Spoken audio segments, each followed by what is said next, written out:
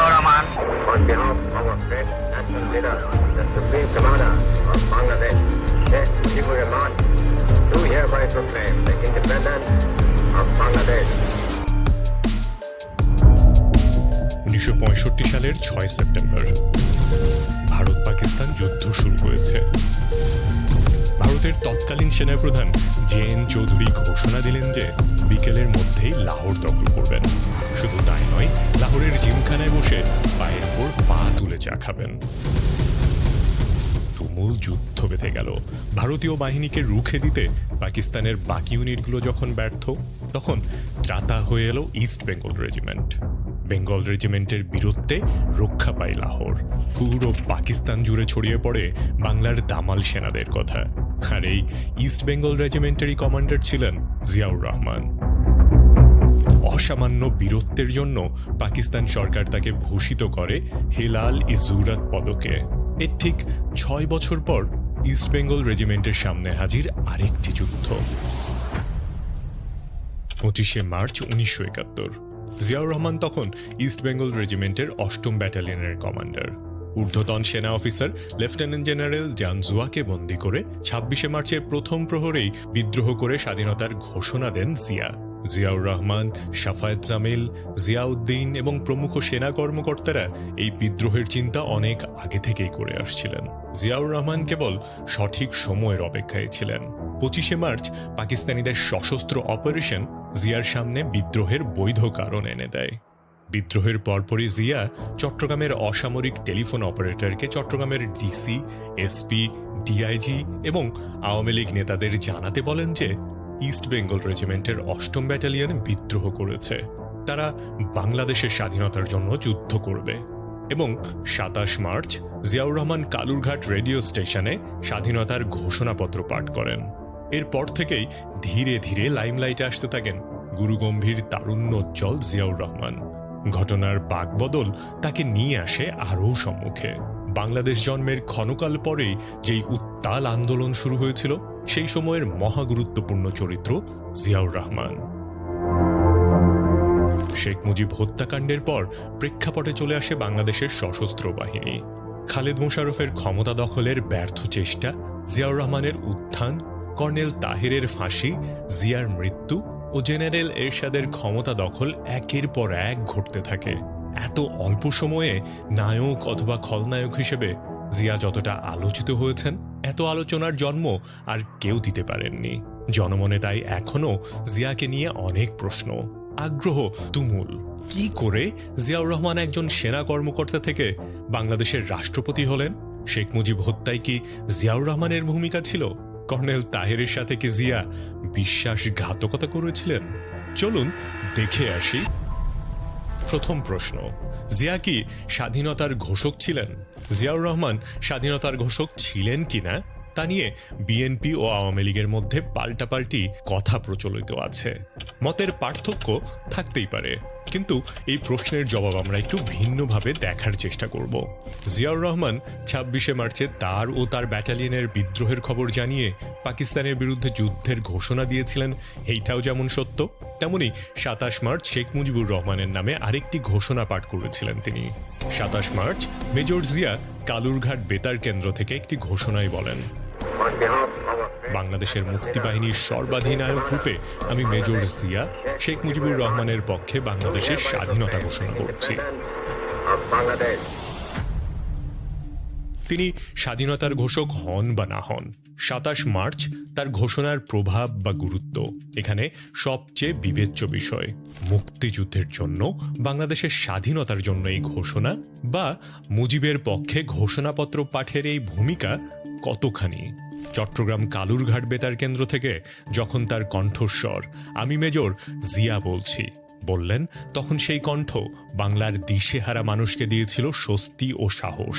সেদিন বাংলার মানুষ উপলব্ধি করেছিল তারা একলা নয়, তাদের লড়াই করবার মতো একটি সেনাবাহিনী রয়েছে। সেদিনের সেই ভাষণের পর থেকে মেজর জিয়াউর রহমান জনগণ ও মুক্তিযোদ্ধাদের মধ্যে জনপ্রিয়তা লাভ করেন, যা পরবর্তীতে জিয়াকে রাজনীতি ও ক্ষমতার কেন্দ্রে নিতে ব্যাপকভাবে সহায়তা করেছিল। স্বাধীনতার পর মুক্তিযুদ্ধে অংশগ্রহণকারী সেনা অফিসারদের নিয়ে সেনাবাহিনী গঠিত হয়। 5 এপ্রিল 1972-এ শফিউল্লাহকে চিফ অফ স্টাফ করা হয়, আর জিয়াউর রহমানকে করা হয় ডেপুটি চিফ অফ স্টাফ। অথচ সেনাবাহিনীর ক্রম অনুযায়ী জিয়াউর রহমানের সেনা প্রধান হওয়ার কথা ছিল। বিষয়টি জিয়াউর রহমানকে ক্ষুব্ধ করলেও তিনি কোনো উচ্চবাচ্য করেননি। কিন্তু জিয়াউর রহমানের সমর্থকদের মধ্যে এটা নিয়ে ব্যাপক অসন্তোষ বিরাজ করছিল। জিয়াউর রহমানকে সেনা প্রধান হিসেবে দেখতে চাওয়াদের মধ্যে অন্যতম ছিলেন কর্নেল তাহের। জিয়াকে সেনা প্রধান না করা নিয়ে সেনাদের মধ্যে অসন্তোষের বিষয়টি শফিউল্লাহ বা খালেদ মোশাররফ ভালোভাবে নেয়নি। আওয়ামী লীগ নেতারাও জিয়াউর রহমানকে উচ্চাকাঙ্ক্ষী হিসেবে ধারণা করত।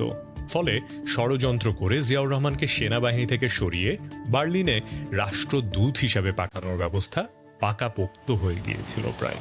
পরে কর্নেল খুরশিদ উদ্দিনের তদবিরে জিয়াকে সেনাবাহিনীতে পুনরায় ফিরিয়ে আনা হয়। কালের আবর্তনে জিয়া এখন দাঁড়িয়ে ক্ষমতার ইতিহাসের মহাসন্ধিক্ষণে। 1975-এর 15ই আগস্ট শেখ মুজিবুর রহমান সপরিবারে খুন হওয়ার পর খন্দকার মোশতাক রাষ্ট্রপতি হিসেবে শপথ নেন। 20 আগস্ট মোশতাক সামরিক আইন জারির ঘোষণা দেয়। 24 আগস্ট জেনারেল শফিউল্লাহকে সরিয়ে জিয়াউর রহমানকে সেনা প্রধানের পদে বসানো হয় এবং ডেপুটি চিফ অফ স্টাফ করা হয় হোসাইন মোহাম্মদ এরশাদকে। আওয়ামী রাজনৈতিক পরিমণ্ডলে শেখ মুজিব হত্যায় জিয়ার হাত আছে বলে এক ধরনের রাজনৈতিক চর্চা বিদ্যমান আছে। কিন্তু শেখ মুজিব হত্যায় কি জিয়া আসলেই সম্পৃক্ত ছিলেন? শেখ মুজিব হত্যার সুস্পষ্ট বেনিফিশিয়ারি ছিলেন জিয়াউর রহমান। কারণ শেখ মুজিব নিহত না হলে রাজনীতিতে জিয়াউর রহমানের উত্থান তো হতোই না, হয়তো তিনি সেনা প্রধানও হতে পারতেন না। কিন্তু 15ই আগস্টের ঘটনায় জিয়াউর রহমানের হাত আছে কিনা তা নিয়ে কিছু মুখরোচক গল্প থাকলেও সুস্পষ্ট কোনো প্রমাণ এমনকি জিয়ার ঘোর বিরোধীদেরও হাতে নেই। 15ই আগস্টের হত্যাকাণ্ডে জিয়ার জড়িত না থাকার প্রমাণ বহন করে নিম্নোক্ত দুটি ঘটনা। 15 আগস্ট সকালে রশিদের মুখে মুজিব হত্যার খবর পেয়ে সাফায়েত জামিল প্রথমেই জিয়াউর রহমানের কাছে যান। ঘটনা শোনার পর জিয়াউর রহমান খানিকটা হতচকিত হলেও একদম স্বাভাবিক ভঙ্গিতে বলেছিলেন, "so what? President is dead? Vice president is there. Get your troops ready, uphold the constitution."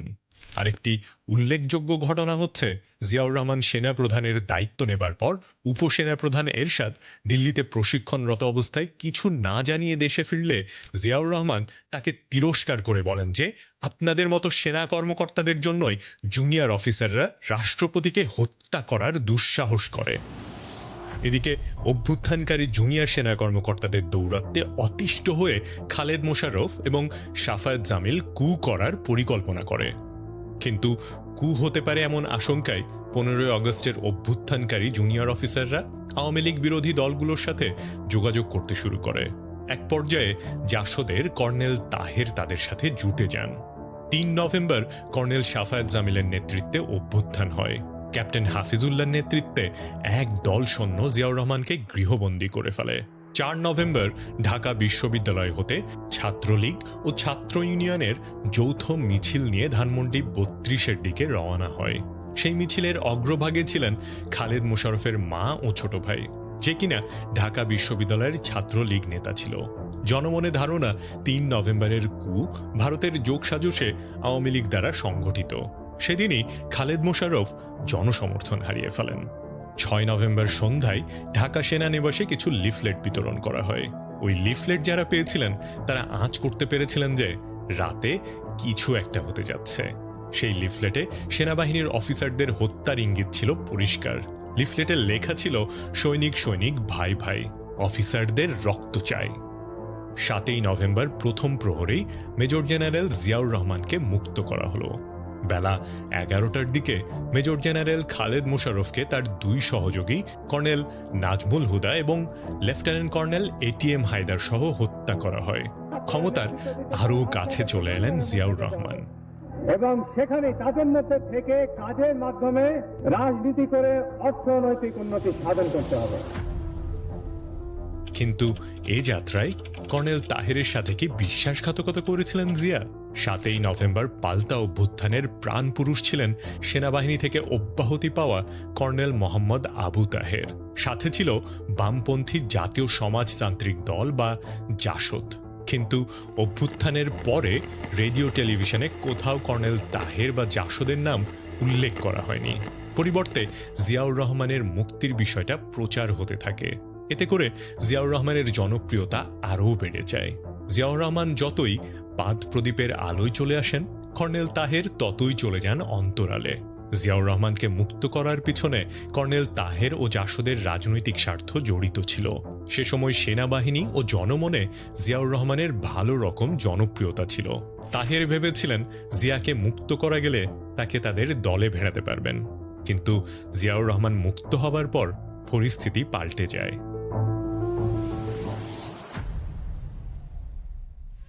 7ই নভেম্বরের পর 2 সপ্তাহের মধ্যেই জিয়াউর রহমান উপপ্রধান সামরিক আইন প্রশাসক হিসেবে দায়িত্ব নেন। এরপর কর্নেল তাহেরের বিচার প্রক্রিয়া শুরু হয় এবং তাকে ফাঁসি দেয়া হয়। জাসদ কর্তৃক বলা হয়ে থাকে জিয়াউর রহমান কর্নেল তাহেরের সাথে বিশ্বাসঘাতকতা করেছে। যেই কর্নেল তাহের তাকে বন্দি দশা থেকে মুক্ত করেছে, তাকেই গোপন সামরিক কারাগারে প্রহসনমূলক বিচারের মাধ্যমে 1976 সালের 21শে জুলাই ফাঁসি দেয়া হয়। কিন্তু জিয়াউর রহমান কেন কর্নেল তাহেরকে বিচারের আওতায় এনে ফাঁসিতে ঝুলিয়েছিলেন? জেনারেল মাহবুবুর রহমান ও মেজর জেনারেল ইব্রাহিমের ভাষ্য থেকে 2টো কারণ খুঁজে পাওয়া যায়। প্রথমত, খালেদ মোশাররফ সহ সেনা অফিসারদের হত্যায় যেহেতু কর্নেল তাহেরের হাত রয়েছে, সেহেতু সেনাবাহিনীর পক্ষ থেকে কর্নেল তাহেরকে বিচারের আওতায় আনতে চাপ দেয়া হচ্ছিল। দ্বিতীয়ত, জিয়াউর রহমান কর্নেল তাহেরের পক্ষ থেকে আরেকটি অভ্যুত্থানের আশঙ্কা করছিলেন, যার ফলে জিয়াউর রহমান তার অনুগত সেনা অফিসারদের পরামর্শে কর্নেল তাহেরকে বিচারের আওতায় আনার সিদ্ধান্ত নেন। এতে কি জিয়াউর রহমানকে দোষী সাব্যস্ত করা যায়? ক্ষমতার প্রশ্নে ক্ষমতাসীনদের অনেক অপ্রিয় এবং কঠিন সিদ্ধান্ত নিতে হয়। জিয়াউর রহমান সম্ভবত তাই করেছিলেন। এক সাক্ষাৎকারে অবশ্য মেজর জেনারেল ইব্রাহিমের দাবি, জিয়াউর রহমান ও কর্নেল তাহের কেউ কারো সাথে বিশ্বাসঘাতকতা করেননি। 1975-এর 7ই নভেম্বর সিপাহী জনতার বিপ্লবের মাধ্যমে জিয়াউর রহমান রাষ্ট্রীয় ক্ষমতায় অধিষ্ঠিত হন এবং 1977 সালের এপ্রিল মাসে রাষ্ট্রপতি হিসেবে আনুষ্ঠানিকভাবে সরকারের নেতৃত্ব গ্রহণ করেন। সামরিক শাসন থেকে গণতন্ত্রে উত্তরণ এবং অর্থনীতি পুনর্গঠনে রাষ্ট্রপতি জিয়ার বিভিন্ন পদক্ষেপ দেশ ও বিদেশে প্রশংসিত হয়। সেগুলো হলো 1975-এ বাকশাল গঠনের মাধ্যমে শেখ মুজিব সরকার একদলীয় শাসন ব্যবস্থা প্রণয়ন করে বাকি সব দল নিষিদ্ধ করেন। জিয়াউর রহমান ক্ষমতা গ্রহণ করে বহুদলীয় ব্যবস্থা চালু করেন। তার সময়ই 75 পরবর্তী আওয়ামী লীগের নেত্রী হিসেবে শেখ হাসিনাকে বাংলাদেশে ফেরানো হয় এবং রাজনীতি করবার সুযোগ করে দেয়া হয়। আবার তিনি জামায়াত ইসলামীর মতো ধর্মভিত্তিক দলকে রাজনীতি করবার সুযোগ তৈরি করে দেন। জিয়াউর রহমানের উদ্দেশ্য ছিল সকল মত এবং পথের মানুষের সমন্বয়ে একটি ইনক্লুসিভ বাংলাদেশ গঠন করা। জিয়াউর রহমানের রাজনৈতিক দর্শনের মূল ছিল জাতীয়তাবাদ। জাতীয়তাবাদের নানান ডাইমেনশন রয়েছে, যেমন racial nationalism, ethnic nationalism, territorial nationalism প্রভৃতি।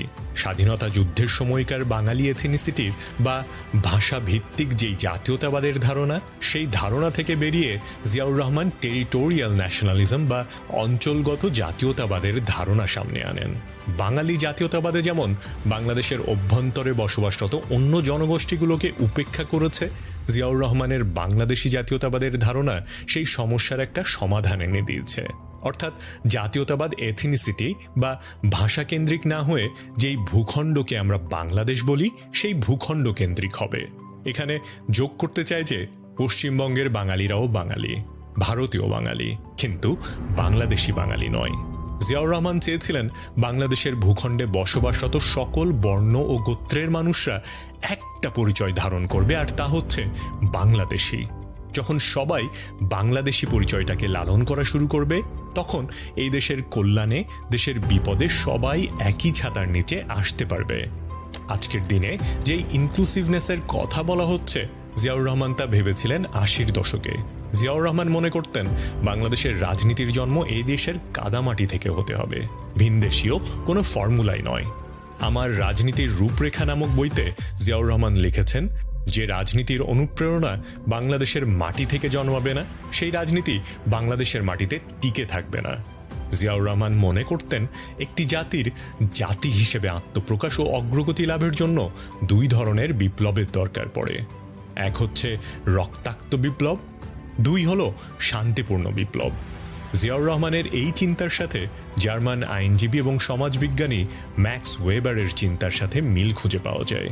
ম্যাক্স ওয়েবার তার বিখ্যাত গ্রন্থ Protestant ethics and spirit of ক্যাপিটালিজমে ক্যাপিটালিজমের সূচনা হিসেবে প্রোটেস্ট্যান্ট এথিক্সকে চিহ্নিত করেন, যেখানে বলা হতো স্রষ্টার কৃপা প্রাপ্তির চিহ্ন হচ্ছে কঠোর পরিশ্রমের মাধ্যমে ধনবান হয়ে ওঠা। অন্যদিকে জিয়াউর রহমান বাংলাদেশি জাতীয়তাবাদের চেতনার বীজ জনমনে বপনের মাধ্যমে জনতাকে এটা অনুভব করাতে চেয়েছেন যে এ দেশটা তাদের নিজস্ব উন্নয়ন আর দেশটার উন্নয়ন একে অন্যের সাথে গভীরভাবে সম্পর্কিত। এভাবেই একটি উদ্যমী জনতা তৈরির প্রচেষ্টা চালিয়েছিলেন জিয়াউর রহমান।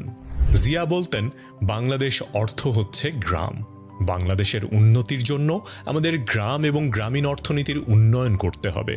তিনি মনে করতেন অর্থনৈতিক উন্নয়নকে শহর থেকে প্রান্তিক পর্যায়ে পৌঁছাতে না পারলে জাতীয় মুক্তি অসম্ভব। তাই তিনি সবসময় গ্রামমুখী অর্থনীতির কথা বলতেন। বাংলাদেশের মানুষের প্রত্যাশা ও বাস্তবতার অনুসন্ধানে তিনি মাইলের পর মাইল গ্রাম্য মেঠোপথ হেঁটে বেরিয়েছেন। জিয়াউর রহমান কর্তৃক গৃহীত অন্যতম গুরুত্বপূর্ণ দুটি পদক্ষেপের একটি জনশক্তি রপ্তানি ও পোশাক শিল্প স্থাপন এবং বিদেশে রপ্তানির ব্যবস্থা করা, যার সুফল এখনও ভোগ করছে বাংলাদেশ। 1978 সালের 4 জুলাই তারই উদ্যোগে বাংলাদেশি উদ্যোক্তা নুরুল কাদের খান দক্ষিণ কোরীয় শিল্প গ্রুপ ডেইউ এর সঙ্গে চট্টগ্রামের কালুরঘাটে যৌথ উদ্যোগে একটি 100% রপ্তানিমূলক তৈরি পোশাক কারখানা দেশ গার্মেন্টস প্রতিষ্ঠা করেন। জিয়াউর রহমানের যত সমালোচিত দিক। জিয়াউর রহমান বাংলাদেশের রাজনৈতিক ইতিহাসে ব্যাপক আলোচিত ও সমালোচিত একজন শাসক। তার সমালোচকরা মোটা দাগে 3টি বিষয় ধরে সমালোচনা করে থাকেন। 1. ক্ষমতা দখলের প্রক্রিয়া। 15ই আগস্ট শেখ মুজিব সপরিবারে নিহত হলে রাজনৈতিক পরিমণ্ডল উত্তপ্ত হয়ে ওঠে। খন্দকার মোশতাক ও সাবেক বাকশালীরা সরকারে থাকলেও সরকার চলছিল মূলত অভ্যুত্থানকারী জুনিয়র সেনা অফিসারদের ইশারায়। সেই মেজরগংদের একটি অফিসিয়াল নাম ছিল সেনা পরিষদ। সেনা পরিষদ আরেকটা অভ্যুত্থানের আশঙ্কা করছিলেন, যা তাদের সেনাপ্রধান জিয়ার প্রতি আরও নির্ভরশীল করে তোলে। এমনিতেও জিয়াউর রহমানের প্রতি সেনা পরিষদের সেনা অফিসারদের একটা সফট কর্নার ছিল, যা নিজের প্রয়োজনে কাজে লাগান জেনারেল জিয়াউর রহমান, এবং খুব ঠান্ডা মাথায় ক্ষমতার কেন্দ্রে যাওয়ার ছক কষতে থাকেন। 1975 সালের 11ই নভেম্বর বেতার ও টেলিভিশনে ভাষণে মেজর জেনারেল জিয়াউর রহমান বলেছিলেন, আমি রাজনীতিবিদ নই, আমি একজন সৈনিক। রাজনীতির সাথে আমার কোনো সম্পর্ক নেই এবং আমাদের সরকার সম্পূর্ণ নির্দলীয় ও অরাজনৈতিক। এরপর 1976 সালের মে মাসে ঢাকার সোহরাওয়ার্দী উদ্যানে এক জনসভায় জিয়াউর রহমান বলেছিলেন, আমি একজন শ্রমিক ও সৈনিক কিভাবে একের পর এক সিঁড়ি পেরিয়ে ক্ষমতার শীর্ষে চলে যেতে পারেন তার একটা চিত্রনাট্য আগেই লিখে রেখেছিলেন পাকিস্তানের সেনাপতি আইয়ুব খান। 2. মুক্তিযুদ্ধ বিরোধীদের রাজনীতিতে পুনর্বাসন ও ইসলামীকরণ। জিয়াউর রহমানের সবচেয়ে বড় সমালোচনার জায়গা হচ্ছে বাংলাদেশে বিরোধীদের রাজনীতিতে পুনর্বাসন করা। জিয়াউর রহমান ক্ষমতা গ্রহণের পর একনায়কতন্ত্র প্রতিষ্ঠার বদলে গণতান্ত্রিক ব্যবস্থায় ফেরার ইঙ্গিত দেন। এজন্য তিনি বহুদলীয় গণতন্ত্র ব্যবস্থা চালু করেন। এতে করে 71-এ যারা স্বাধীনতার সুস্পষ্ট বিরোধী ছিল তারা এদেশে ফেরার এবং রাজনীতি করার সুযোগ পেয়ে যান। একই সাথে ইসলামপন্থী দলগুলো পুনরায় মাথাচাড়া দেয়। রাষ্ট্রপ্রধানের পদে অধিষ্ঠিত হওয়ার পর জিয়াউর রহমান এক সরকারি ঘোষণা দ্বারা সংবিধানে সংশোধনী এনে সংবিধানের প্রস্তাবনায় বিসমিল্লাহির রহমানির রহিম সংযোজন করেন। সংবিধানের 8.1 এবং 8.1 ক অনুচ্ছেদে সর্বশক্তিমান আল্লাহর উপর পূর্ণ আস্থা ও বিশ্বাস কথাটি যোগ করা হয়। 8.1 অনুচ্ছেদে সমাজতন্ত্রকে অর্থনৈতিক ও সামাজিক সুবিচার রূপে সংজ্ঞায়িত করা হয়েছে। সংবিধানের 25.2 অনুচ্ছেদে যোগ করা হয়, রাষ্ট্র ইসলামী সংহতির ভিত্তিতে মুসলিম দেশসমূহের মধ্যে ভ্রাতৃত্ব সম্পর্ক সংহত, সংরক্ষণ এবং জোরদার করিতে সচেষ্ট হইবেন। বিবিসি বাংলায় প্রকাশিত এক রিপোর্টে 1977-78 সালে বাংলা পত্রিকা দৈনিক বার্তার সম্পাদক কামাল লোহানী বলেছেন, তিনি মনে করেন জিয়াউর রহমান নিজের রাজনীতি করার স্বার্থ থেকেই বহুদলীয় গণতন্ত্রের কথা বলে স্বাধীনতা বিরোধীদের সুযোগ দিয়েছেন। অন্যদিকে ঢাকা বিশ্ববিদ্যালয়ের প্রবীণ অধ্যাপক সিরাজুল ইসলাম চৌধুরী বলেছেন, আওয়ামী লীগের বিরোধীদের ঐক্যবদ্ধ করে জিয়াউর রহমান নিজের শক্তিকে প্রতিষ্ঠা করতে চেয়েছিলেন বলে তার ধারণা। কিন্তু নানানমুখী ষড়যন্ত্র আর বিভিন্ন প্রতিশোধপরায়ণ গোষ্ঠীকে বেশিদিন সামলে রাখতে পারেননি। ফলস্বরূপ তাকে 30 মে 1981 সালে চট্টগ্রাম সার্কিট হাউসে নির্মমভাবে হত্যা করা হয়।